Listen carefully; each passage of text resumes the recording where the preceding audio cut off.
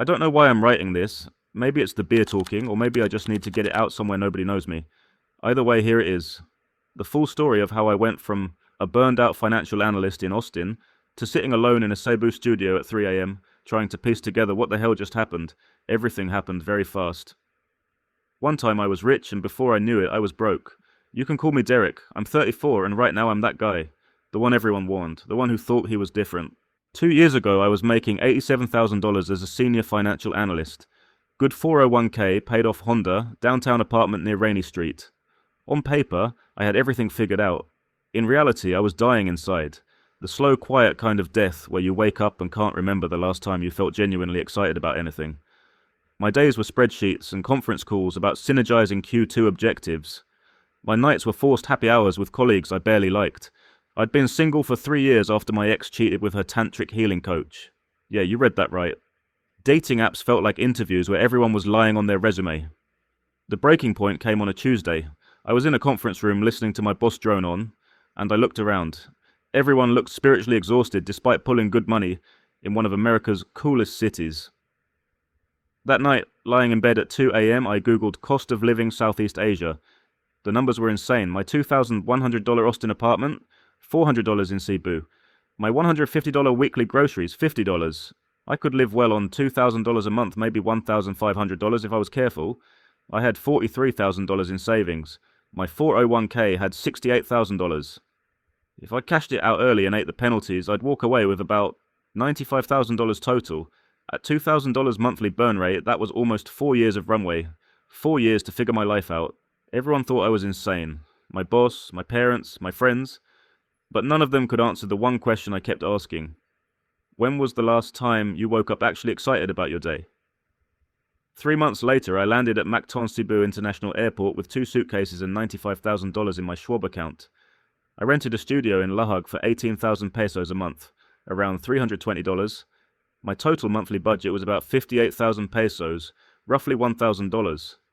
Rent, utilities, food, gym, transportation, everything. I was living well below what I'd planned. For the first month, I was happier than I'd been in years. The city had an energy Austin lacked. Everything felt more immediate, more real.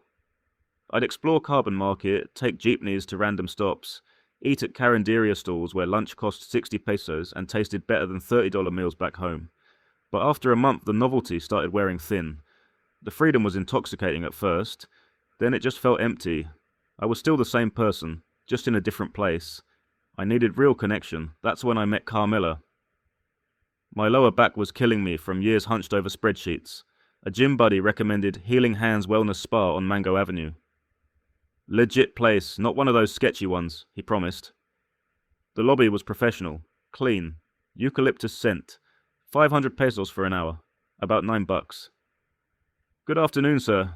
I'm Carmela. I'll be your therapist today. Her voice was soft but professional.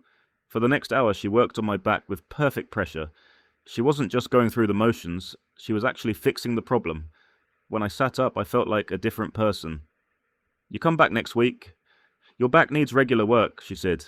Not a question, a gentle instruction. I looked at her properly for the first time. Late 20s, maybe 30. Not stunning in that Instagram way, but there was something about her. A calm presence. She looked tired but not defeated. Like someone who worked hard but hadn't given up. Yeah, I'll definitely come back. I came back 3 days later. The second visit, we talked more. She asked where I was from, what brought me to Cebu. I gave her the short version. You're brave, she said, working a knot out of my shoulder. Most foreigners who come here, they already have job. You just, come? Yeah, pretty stupid, huh? Not stupid, brave. Most people dream about change but never do it. You did it. I asked how long she had been doing massage therapy. 5 years. I took training course in Manila. 6 months.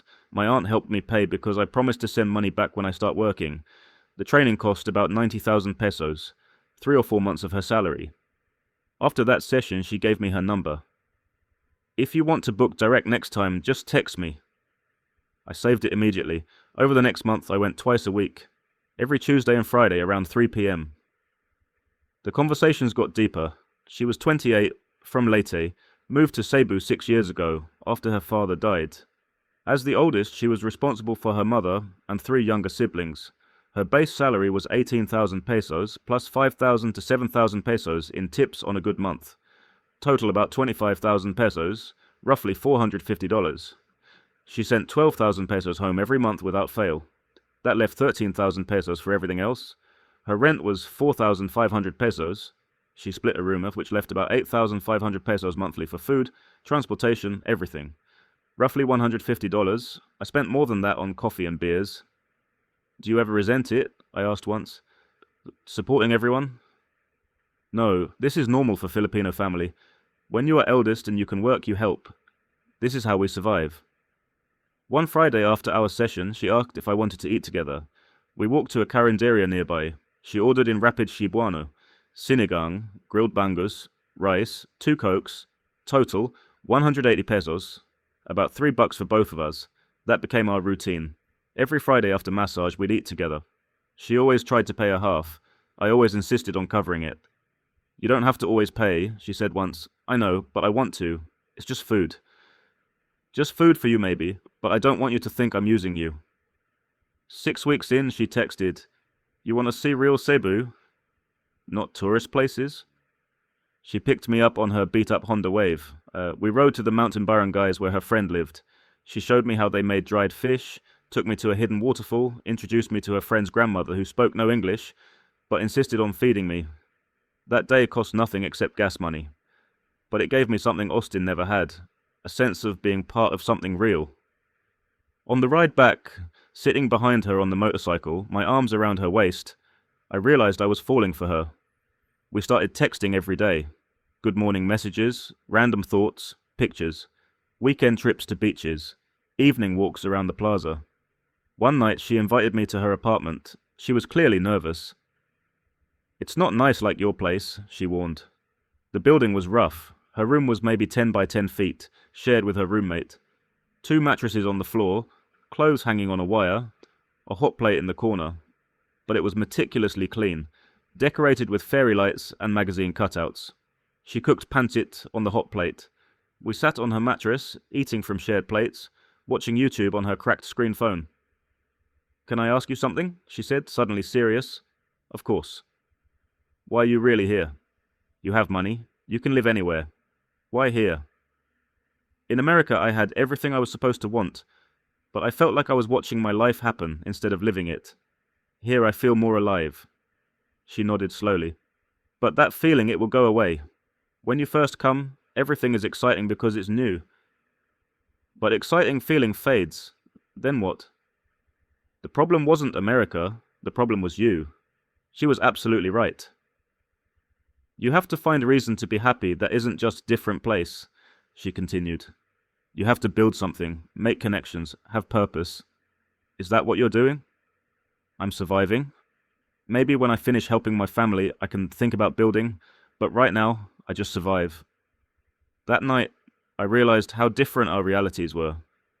I was here by choice, treating life like an experiment I could opt out of whenever I wanted.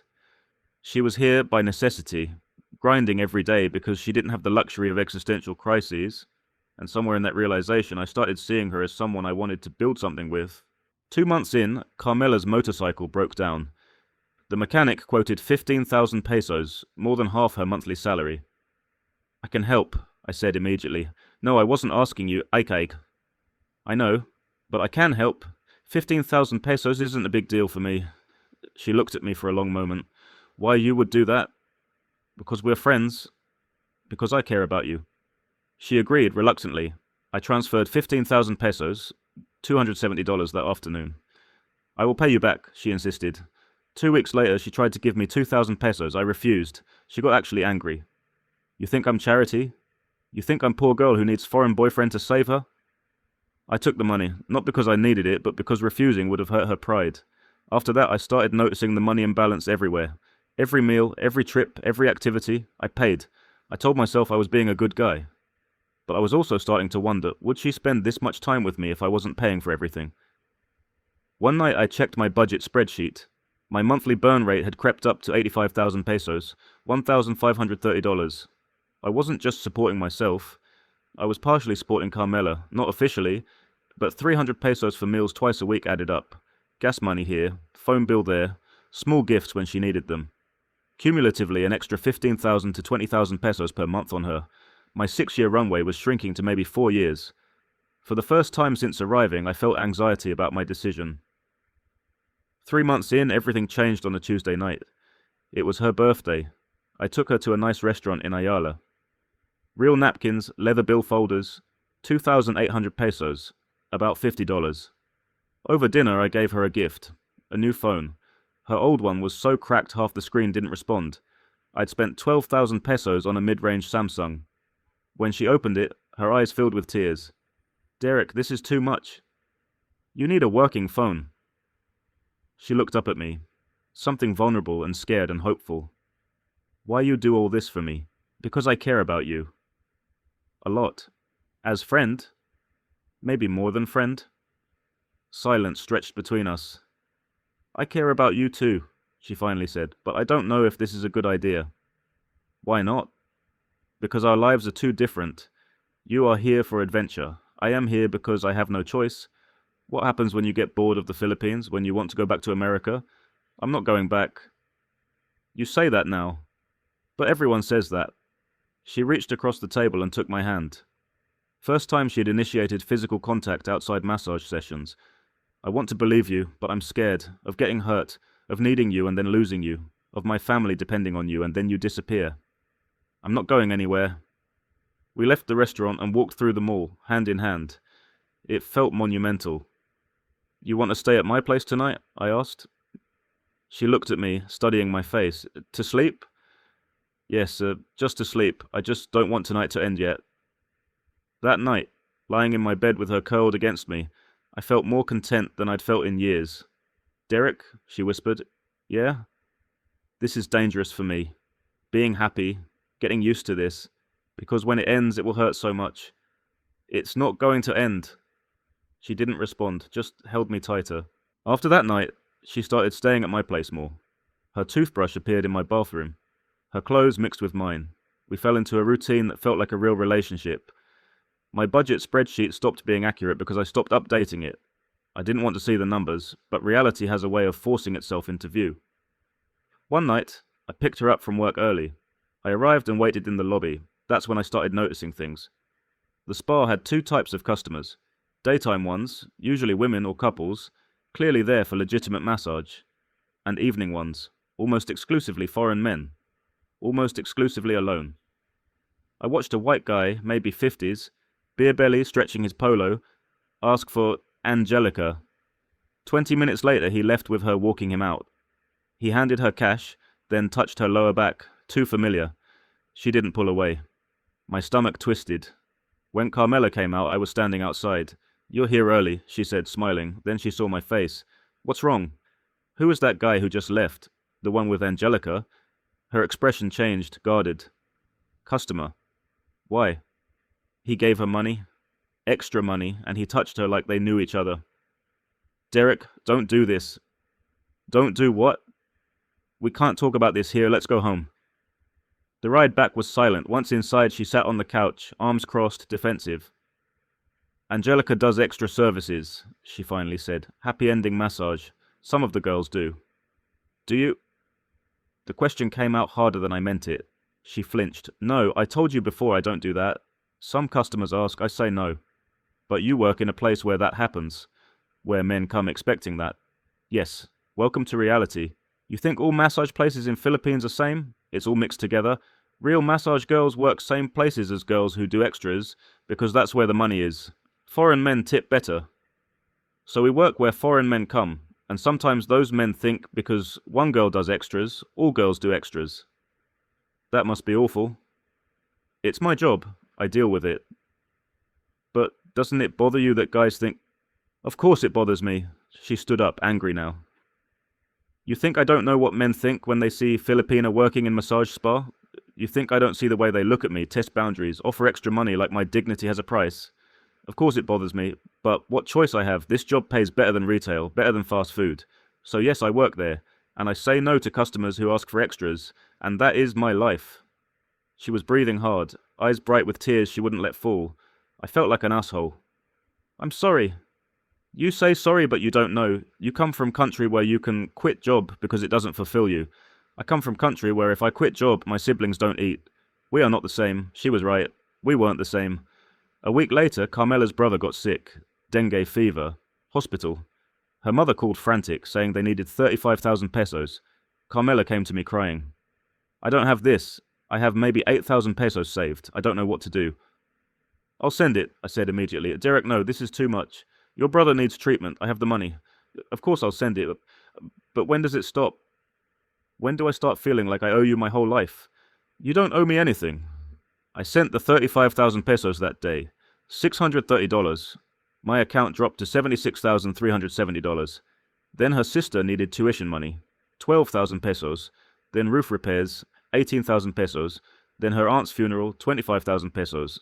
Each time Carmela apologized, cried, promised to pay me back. Each time I said yes because how could I not? These were emergencies, but over 3 months I sent 90,000 pesos to her family. About $1,600. My monthly burn rate jumped to 110,000 pesos. $1,980. I finally updated my spreadsheet. Starting amount, $95,000. Current balance, $73,800 time in Philippines. 5 months money spent, $21,200. Average monthly burn, $4,240. At that rate, I had 17 months left, less than a year and a half. This wasn't the plan. The plan was 4 to 6 years. We need to talk about money, I said one night. Carmela had just gotten home from work. She came out of the shower wearing my t-shirt. Okay, what about money? I'm spending more than I planned. I have about $74,000 left. At this rate, that's maybe a year and a half. I need to either find work or cut expenses. Probably both. How much I'm costing you? That's not what I... How much, Derek? I showed her the spreadsheet. She studied it silently, her expression hardening. So, I'm costing you maybe 25,000 pesos per month. Plus money you send my family. Total maybe 35,000 to 40,000 pesos per month. I don't think of it like that. But that's the reality. That's the math. You're spending 40,000 pesos per month on me. That's more than twice my salary. You make me happy. That's worth more than money. That's what rich people say. People who never had to choose between buying food and paying rent don't understand that money is not just money. Money is freedom. Money is safety. Money is surviving.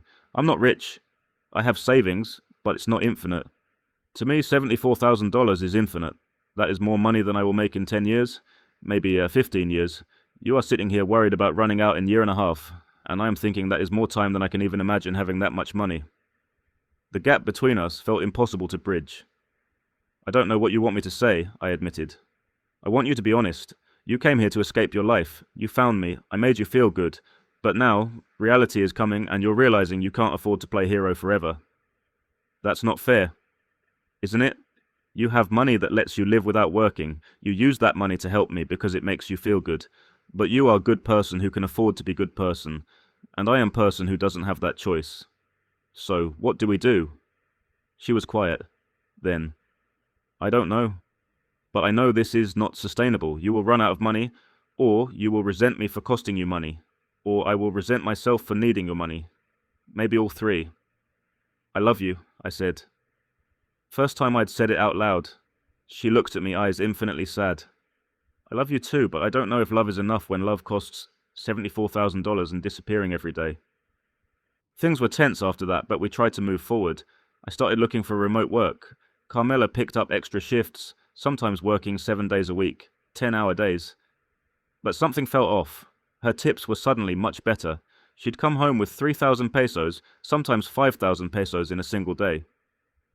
That's a lot for just massage tips, I said once. I'm getting more foreign customers now.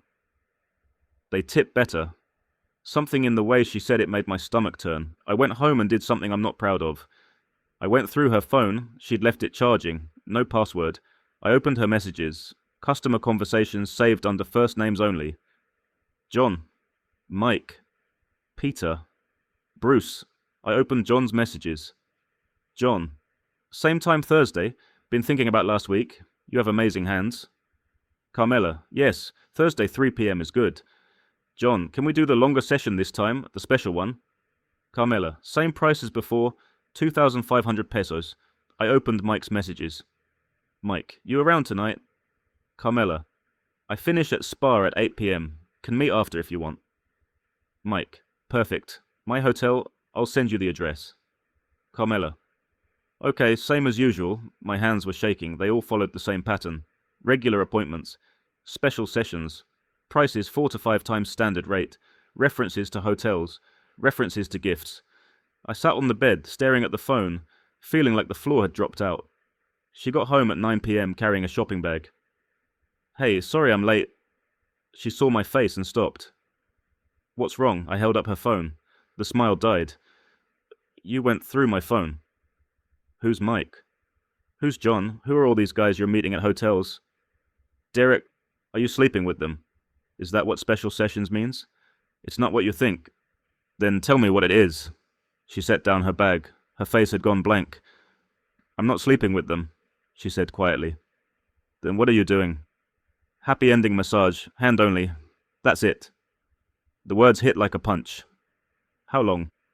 Since before I met you, since I started at the spa. Some customers ask, some offer good money. I say yes to ones who seem safe. While we've been together? You've been doing this while we've been together? Yes. Jesus Christ, Carmela. Don't judge me like you have any idea. I have an idea that my girlfriend is jerking off other men for money. Your girlfriend who wouldn't have to do that if you weren't running out of money? She shot back. You think I want to do this? I do it because I need the money, because my family needs the money, because your 74,000 pesos is running out, and I need to prepare for when you leave. I'm not leaving. Yes, you are. Maybe not today, maybe not next month, but eventually you will run out of money and you will go back to America and I will still be here, still needing to support my family. So, this is about money? Our entire relationship is just about money? Of course it's about money. It's always about money. You came here with enough money to live without working and you think that's normal. But I don't. I never did. And yes, I care about you. I love you. But love doesn't pay for my brother's dengue treatment. Love doesn't fix my mother's roof. So, what am I to you? Just a walking ATM? She flinched. That's not fair. Isn't it? You have me paying your bills while you have how many other guys? They're not boyfriends. They're customers. Customers who give you gifts. Customers you meet at hotels. That's sex work. It's survival work. And if you can't understand the difference, then you don't understand anything about my life. We were both breathing hard.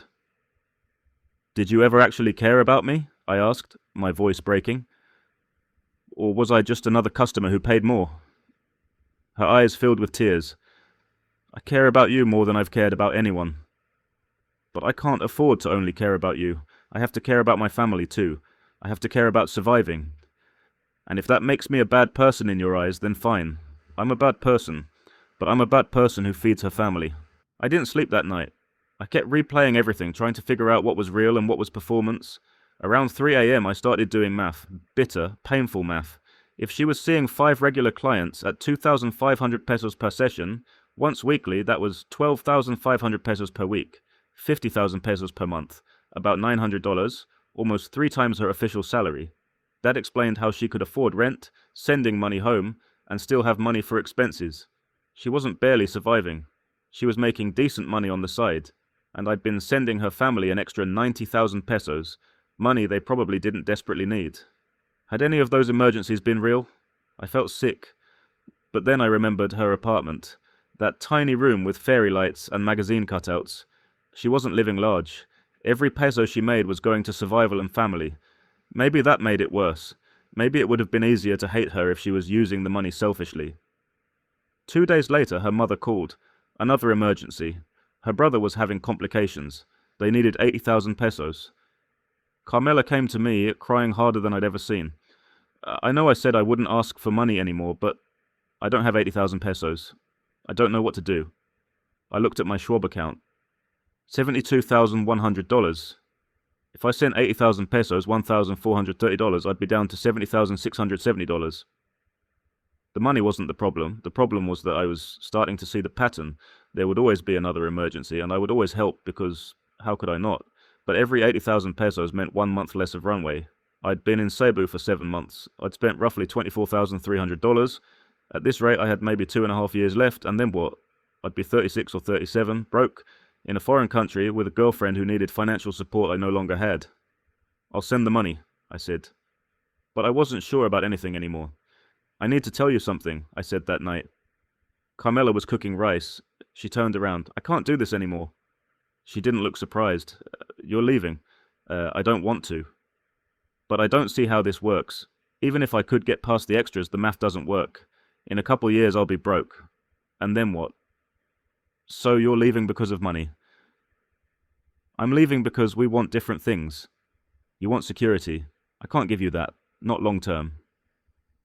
Did you ever really love me? Or was I just your exotic Asian adventure? That's not fair. None of this is fair. You came into my life, made me hope for something better, and now you're leaving because of money. How is that different from every other man? I'm not leaving because I don't want to pay for you. I'm leaving because I can't afford to. To me, there isn't a difference. The result is the same. You leave, I stay here, still doing what I do, except now I also have a broken heart. You'll be fine? You're strong, she laughed bitterly. You think there's a line of good men waiting to date massage girls who do happy endings? We sat in silence. When are you leaving? She finally asked. Soon. I need to figure out logistics. Of course. Logistics. That's what I am to you now. She went to the bedroom and started packing, not dramatically, just methodically putting her clothes into a bag. What are you doing? I asked. Leaving. You're going to leave anyway. Why drag it out? You don't have to leave tonight? Yes, I do. Better to just go now. Where will you go? Back to my room. Or maybe I'll stay with one of my customers. Peter has been asking me to move in. He's nice, boring, but nice. And he won't leave because he retired here. The casualness with which she said it hurt more than I expected. I'm sorry, I said. Me too. She finished packing. One bag. Everything she owned fit in one bag. At the door, she turned around. Can I ask you one thing? Of course. Was any of it real? It was real. All of it. I did love you. I do love you. Just not enough to stay. It's not about how much I love you. Yes, it is. You love me, but not enough to be uncomfortable. Not enough to accept my reality. Not enough to sacrifice your comfort and your money. You love me in the way that rich people love poor people. From a distance, with pity, as long as it doesn't cost too much. She opened the door. Goodbye, Derek. Carmela, wait. But she was already gone. That's it. Right there is where it all ended. I lasted another month in Cebu. A month of regret and second guessing. I usually see her post. I think she now has a new foreign boyfriend. Saw a picture she posted. She was with an older white man, maybe 60s. His arm was around her waist. She was smiling. She looked fine. I flew back to Austin in late November last year. The reverse culture shock was brutal. Everything was so clean, organized, expensive, empty. I'd spend $80 on groceries that would have lasted a month in Cebu. My savings account, $68,400. In 7 months, I'd spent $26,600, almost $4,000 per month. I got a job at a non-profit doing grant writing. $52,000, less than half what I'd made before. I got a small apartment, lived simply. I still think about Carmela every day, despite the fact that it's been around a year now. I'm 35, back in Austin, working a job that pays the bills but doesn't excite me. I'm dating someone. She's nice, uncomplicated. She pays for her own dinners. It's fine. It's safe. It's nothing like what I had with Carmela. I think I might return to the Philippines, or maybe this time I'll go to Thailand. Don't know yet. But it's in my plans. That's it for me. I hope I did good with the narration and not just fill it up with a bunch of unnecessary details. You all take care of yourself out there. Derek. Not my real name though, but close enough. Shout out to Derek, or whatever his real name is. That was heavy. Derek, honestly, thanks for sharing. It takes real guts. I hear variations of this story constantly. Good guys fall for local girls and end up in situations way more complicated than expected. Here's the thing, these women aren't villains. They're surviving in a system with limited options. But you also have to protect yourself. Next video drops in 2 days, not about story. It focuses on the things to know before you get a normal massage or a special massage in the Philippines. I'm breaking down how to spot special massage places, red flags you can't afford to ignore, whether these relationships can work, how to protect your heart and wallet when you're making in a month what she makes in a year. You're not just a boyfriend, you're a financial lifeline. That doesn't make her a gold digger, it makes her a survivor. Derek wasn't stupid, he just didn't understand the economic realities until it was too late. Don't forget to like. If this opens your eyes, and subscribe so you don't miss the next video, drops in 72 hours, it could actually save you thousands. Stay smart out there. Peace.